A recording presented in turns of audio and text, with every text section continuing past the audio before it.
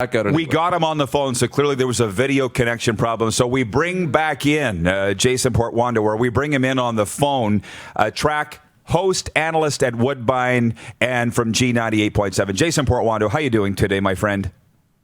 Doing well, guys. Sorry about that. You know, technology, when it works, great. When it doesn't, not so great. So I've been told anyways, I got a face for radio, so you're not missing that. No. The only sad part is we don't get to see your face, Jason. Yeah. But listen, we'll do it next time.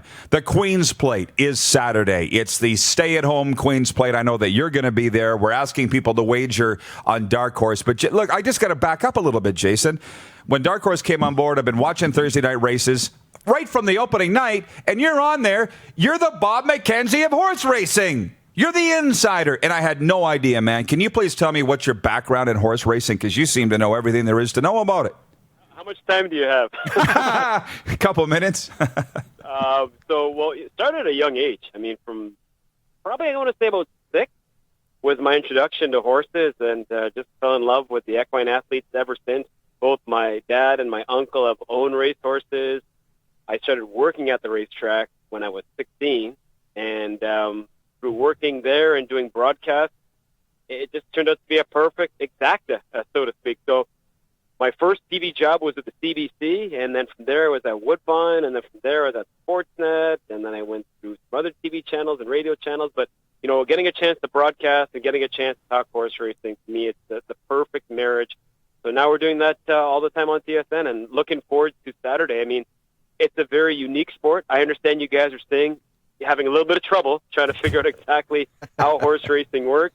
Let me be your Google mate. Anything you need to know, ask me, and I'll spit out the right answer for you. Well, that's where it's going to start. And I'm splitting Saturday. I'm going to be at the International Raceway in Saskatoon, the drag strip there. And then in the afternoon, I'll be watching the Queen's Plate. But I want to wager ahead of time. And I guess my big question is the horse that I fell in love with all summer, Jason, was Touch 'Em All, Joe. Is he going to be in the Queen's Plate on Saturday or not? No, unfortunately. No. We had a field of 14 that's going to line up, and Touch 'Em All Joe did not make that field of 14. It's a very intriguing field. We got 2 fillies taking on the boys, which has become sort of the norm these days because, you know, like most sports, you know, we don't have that gender battle. But the beauty of horse racing is we get that quite a bit between not only the horses, but the human interest as well. So you're going to have to reload. No Touch 'Em All Joe. What is it like? We're sitting here on a Wednesday leading up to Saturday. What's going on down at the track in terms of preparations and so forth? When can people start wagering? And, of course, I'm going to get into who the favorites are and all of that. But what's happening right now at Woodbine? Such an eerie scene, guys. I haven't been around for all 160 before, obviously, but this has got to be the first time that we're not going to have the pageantry and the people. And that's part of the whole pomp and circumstance. So we're not as busy as we usually are because usually by now we're at the point where preparation has given way to anticipation. But because fans can't go, it's just a different norm this year. And we're trying to reach out to the fans. We're having various contests. We're bringing the Queen's Plate to you since you can't go to the Queen's Plate. We've got parties going on at Moxie's. We're getting dressed up here as we speak at Got Style in Toronto, so that's going to be a lot of fun as well. You know what? I don't want to say making the best of a bad situation. I'm going to say making the best of a not-so-good situation because it could be worse. I mean, it is what it is, but I can just tell you that preparations are just in a different way this year than they usually would be. Something just popped into my head here, and this probably is just a weird question, but I'm weird. Jason, is there any celebrity horse race owners of horses that'll be competing on Saturday? Because I'm hearing, you know, Rich Pilon was in here last week, the Islander and Ranger alum, saying, I went halvesies on a racehorse, that kind of thing. And a normal day with the pageantry, a normal year, would there be some celebrities down there and owners?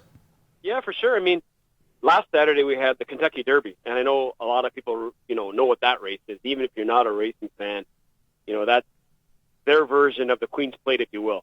You notice I didn't say our version of the Derby because the Queen's Plate has actually been around longer than the Kentucky Derby. The Kentucky Derby has been around for now 146 years.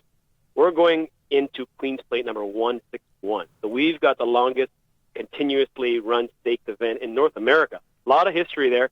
Victor Martinez, the point I want to make, all-star baseball catcher from back in the day, he owned a horse, still does, by the name of King Guillermo. The horse unfortunately had an injury, had to scratch out of the Derby. Ryan Nugent-Hopkins, obviously a name that we're familiar with in terms of the NHL, Edmonton Oilers. He had a really nice filly, still does, by the name of Infinite Patience. She tackled the girls in the Oaks and wasn't herself. I mean, she got locked up in a speed battle and was a non-factor, but I can't think of any, stardom horses off the top of my head that are owned by either athletes and or, actors, actresses, whatever. But it does quite often happen, but I don't think we have that this year. And 2020 is just really different in terms of the sporting landscape, as we all know. This is the first time since 1996 we're not going to have not even one U.S.-based rider in the event. All 14 riders are based right here at Woodbine. And like I said, that hasn't happened in 24 years. That's actually a good thing. And I get it because the auto racing events that I go to, there's no American racers this year either. So, frankly, it is kind of special that way. So, as we're getting ready to place our wagers here in the next few days, what do we need to know, Jason Portuondo? You need to know this. It's an absolutely wide open race. And the beauty of horse racing, there are so many ways to pick winners. I'll quite often bring friends to the racetrack, and they'll pick more winners than I will. And that's just the way it works. I mean, whether it be the look of a horse, a lucky name, a number, you don't have to be a pro to pick a winner, especially this year. I mean, Clayton goes in as the slight 2-1 favorite, but that filly, Curlin's Voyage, who won the Oak, she is a very special filly. And I think the girls are well represented. There's another horse in there named Merveilleux, translation wonderful and from French to English. She's another one I think you can lean on. The bottom line is this. There are no wrong answers going into any horse race, but especially this year. I think it's wide open. We're even seeing a maiden take a shot at winning it. A maiden being a non-winning horse. The horse that has never won in his career, he's taken a shot at the plate, and they've won before. The most recent maiden to win Queen's Plate would be back in 2000, Scatter the Gold. So it's been 20 years. Doesn't happen very often, but hey, 20 years ago, we're in 2020. Maybe you keep an eye on Belichick for those Patriot fans out there. I like it. Jason, what are the broadcast details where people can watch? And, of course, they're going to be wanting to wager on it on Dark Horse. And what's your role going to be on Saturday? Okay, well, first up, Dark Horse. That's a brand new wagering app that we've come up with. And it's very user-friendly. You can play with coins at first, so just kind of fictitiously. And then once you get the handle of it, then you can play for real. I would say just play for real because nothing would be worse than making a bag load of money, but you're playing with fake coins. So I always just jump right on in. So play darkhorse.com for that. In terms of the broadcast, well, yeah, since people can't come to the track, the main avenue is going to be CTV and CSN, just the way it was last year. So 4:30 Eastern, 2:30 Mountain, until 6 o'clock Eastern, 4 o'clock Mountain. That'll be the broadcast on CTV and CSN.